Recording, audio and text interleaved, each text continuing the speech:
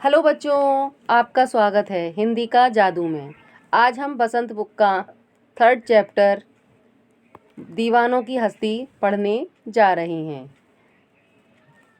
तो हम आगे बढ़ते हैं। दीवानों की हस्ती। हम दीवानों की क्या हस्ती है, आज यहाँ कल वहाँ चले, मस्ती का आलम साथ चला, हम धूल उड़ाते जहाँ चले।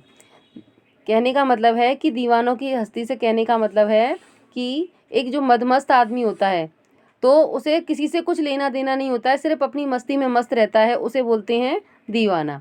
तो उसमें लेखक कह रहा है कि हम दीवानों की क्या हस्ती है, आज यहाँ कल वहाँ चले। आज हम यहाँ पर हैं तो कल कहीं और। वो जो मदमस्त आदमी होता है एक जगह नहीं टिकता है, वो जगह जगह चलता ही जाता है। मस्ती का आलम साथ चला, हम धूल उड़ाते जहाँ चले। उनके लिए सारी दुनिया ही मस्ती का आलम होती है। आलम का मतलब होता है कि दुनिया, तो उनके लिए सारी दुनिया ही मस्ती का आलम होती है। वो जहाँ भी जाते हैं धूल उड़ाते हुए आगे बढ़ जाते हैं, अपनी खुशियाँ बांटते हुए आगे बढ़ जाते हैं। आए बनकर उल्लास अभी, आंसू बनकर बह चले अभी, सब कहते ही रह गए अरे तुम कैसे आए कहाँ चले। और जो मदमस्त लोग होते हैं जहाँ भी जाते हैं अपनी खुशियाँ बांटते हुए आगे बढ़ते जाते हैं, और जैसे ही वो खुशियाँ बांट के आगे बढ़ने को होते हैं तो कहते हैं ना, अच्छा समय जो होता है, अच्छे लोग जो होते हैं उनके साथ बैठना सभी को अच्छा लगता है, अपने दुख भूल जाते हैं, समय का पता ही नहीं चलता है। इसलिए जैसे ही वो चलने को होते हैं तो सभी कहते हैं कि अरे तुम अभी तो आए थे और अभी कैसे चले जा रहे हो, कहाँ चले, हम तुम्हारे साथ बैठ भी नहीं पाए। और वो अफसोस के आंसू उनकी आंखों से निकल आते हैं।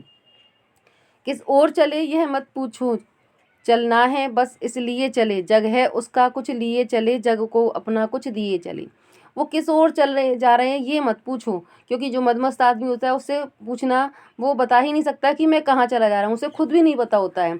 चलना है, इस दुनिया में आए हैं तो हमें चलना है, बस इसलिए वो चले जा रहे हैं। जग में उसका कुछ लिए चले, जग में दूसरों के दुखों को ले लेते हैं और जग को अपना कुछ दिए चले, और जग को खुशियाँ देते हुए वो आगे बढ़े चले जा रहे हैं।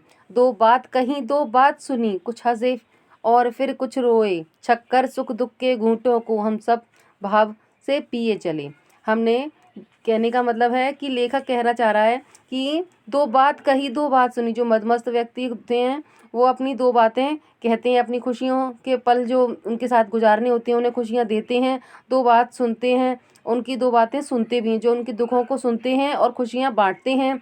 कुछ हंसे और कुछ रोए, कुछ लोगों के साथ मतलब कुछ लोगों को अपनी खुशियाँ देख करके उन्हें हंसाते हैं और हंसते हैं, और कुछ लोगों के साथ में जो दुखी हैं उनके दुख में रोते भी हैं और उनको खुश भी करते हैं। कहने का मतलब है वो हंसते और रोते हुए आगे बढ़ते जा रहे हैं। छक्कर सुख दुख के घूंटों को हम सब एक भाव से पिए चले। और वो छक्कर यानी कि खूब पेट भरकर, कहते हैं ना खाना, जैसे हम कहते हैं ना छक्कर खाना खाना, उसी प्रकार से छक्कर वो यानी कि खूब मतलब सुख दुख के घूंटों को हम एक भाव से पिए चले। सुख और दुख सबके सुख और दुखों को लेकर के वो एक भावना के साथ में आगे बढ़ते चले जा रहे हैं। हम भिखमंगों की दुनिया में स्वच्छंद लुटाकर प्यार चले, हम एक निशानी सी उर पर ले असफलता का भार चले। हम भिखमंगों की दुनिया में, क्योंकि भिखमंगा किसको बोला है कि इस दुनिया में जो आदमी है, हम सभी लोग हैं, बहुत मतलब सभी लोग अधिकतर स्वार्थी ही होते हैं, सब अपने लिए ही कुछ ना कुछ मांगते रहते हैं। कोई बहुत ही कम लोग होते हैं जो दूसरों के लिए सोचते हैं, तो जो मांगते रहते हैं, इसलिए लेखक ने उसमें हर व्यक्ति को भिखमंगा ही बताया है।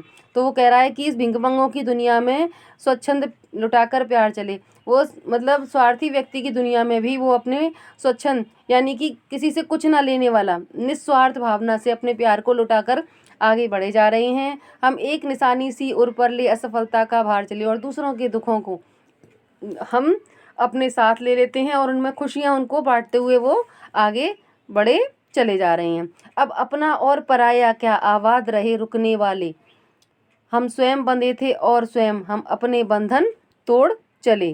तो वह कहते हैं लेखक कि अब अपना और पराया, ना तो उन्होंने किसी को अपनाया था और ना किसी को पराया किया, उनके लिए सारे लोग ही बराबर हैं। आबाद रहे रुकने वाले, जहाँ वे रुके थे और जहाँ खुशियाँ दी थीं, जहाँ लोग रुके हुए हैं उन लोगों को वो आशीर्वाद देते हुए, दुआएं देते हुए आगे बढ़ जाते हैं कि वो लोग आबाद रहें। हम स्वयं बंधे थे और स्वयं, वो कहते हैं कि हम स्वयं ही तुम्हारी खुशियों में तुम्हारे साथ बंधे थे और स्वयं ही उन बंधनों को हम तोड़ करके आगे बढ़े चले जा रहे हैं।